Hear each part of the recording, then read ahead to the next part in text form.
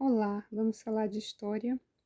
Continuaremos falando sobre as agitações na América Espanhola e, nesse contexto, conheceremos um pouco sobre a história da emancipação política do Haiti.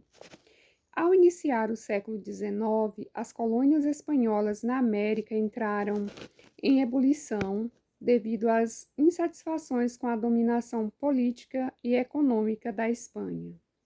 O exemplo dos Estados Unidos, que havia declarado sua independência em 1776, e a influência das ideias ilustradas europeias acabaram estimulando ainda mais essas insatisfações. Do ponto de vista dos proprietários de terra, o descontentamento era provocado pelo pacto colonial que impunha o monopólio da metrópole sobre o comércio das colônias e impedia o livre comércio com os outros estados. Além disso, os nascidos na América eram impedidos de ocupar os principais cargos do governo. A população pobre, por seu lado, composta de indígenas, negros e mestiços, também manifestava seu descontentamento com as desigualdades sociais e políticas.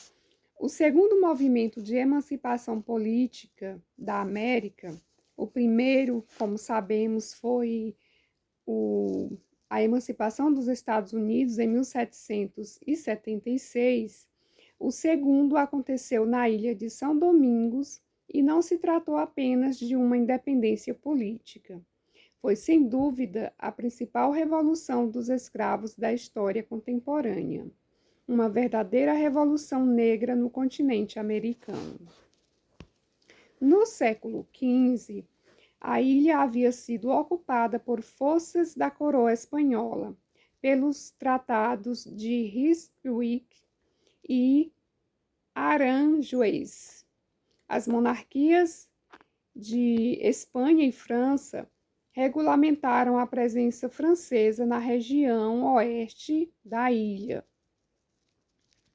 Denominada Índias Ocidentais de São Domingos, a colônia francesa representava 2/3 do comércio exterior de sua metrópole e um dos principais mercados para o tráfico negreiro. Em 1789, sua economia era sustentada pela exploração de 500.000 de escravos dedicados à produção em larga escala de açúcar, café, anil e algodão. Orgulho da coroa, a colônia francesa possuía uma composição social explosiva.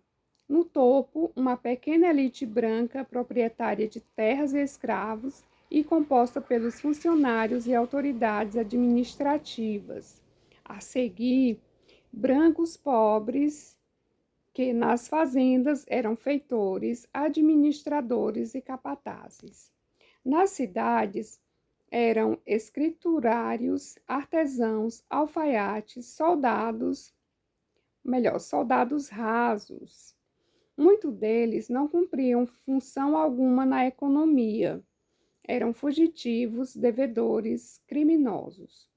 Na base da sociedade havia uma massa imensa de africanos e seus descendentes escravizados. O orgulho de poucos foi construído com a exploração de milhares.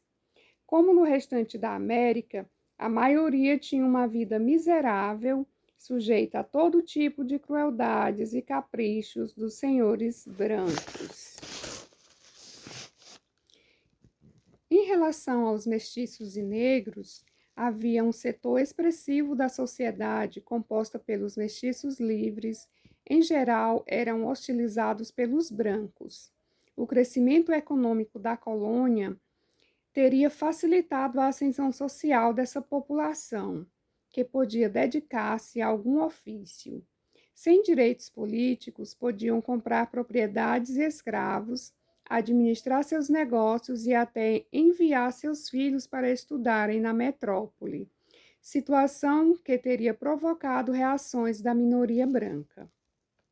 A partir de 1758, diversas proibições foram legisladas na colônia a fim de retirar dos mestiços os mesmos direitos dos colonos franceses. Foram proibidos de usar armas e roupas europeias, de se reunirem sob pena de multa e utilizar os títulos de senhor ou senhora. Se um branco comesse na casa de um mestiço, este não poderia sentar-se à mesa com ele. Em relação aos negros livres, os mestiços tendiam a produzir preconceitos semelhantes àqueles com os quais eram tratados pela elite branca. Imensa massa de cativos oprimidos, mestiços discriminados, negros livres marginalizados e minoria branca intolerante. Essa composição social fazia de São Domingos um verdadeiro barril de pólvora. E é neste contexto que surge a Revolução. As revoltas e resistências entre os escravos eram cotidianas. Muitos acabavam fugindo para as florestas e montanhas, onde organizavam quilombos. Desses quilombos emergiu a primeira revolta organizada contra os brancos antes da Revolução Francesa, em 1789, conduzida por François Mac-Randall, cujas forças rebeldes aterrorizaram os fazendeiros brancos durante 6 anos. Em 1791, iniciou-se uma rebelião sem precedentes em toda a ilha, motivada pela notícia de que o governo revolucionário francês estenderia a igualdade de direitos a todos os cidadãos livres das colônias. Sem uma liderança definida, a situação na ilha era de caos e desordem. A organização da luta ocorreria apenas 3 anos depois, no ano de 1794, sob liderança de Toussaint Louverture e seus companheiros.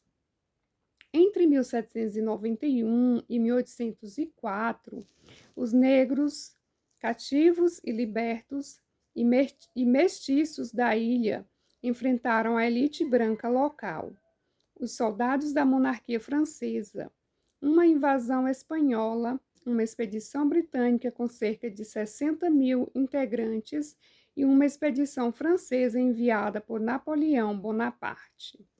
Essa última, derrotada em 1803, permitiu a fundação do Estado do Haiti, nome indígena utilizado para designar toda a ilha antes da chegada dos europeus. A Revolução Negra era bem-sucedida, um exemplo que assustaria as elites escravistas de outras colônias europeias na América. Ainda continuando falando sobre a Revolução, vamos falar sobre canto de guerra e sobre a participação popular na luta.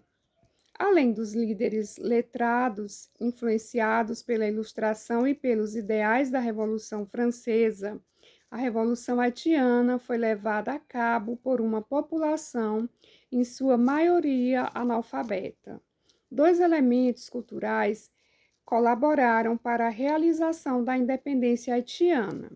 Estamos falando do Vodou e o Creole. O Vodou, como religião, uniu e reuniu negros africanos de diferentes etnias.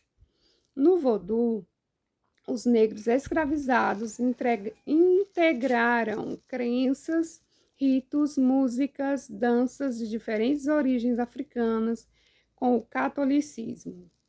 Pela religião, mantiveram acesas suas heranças ancestrais.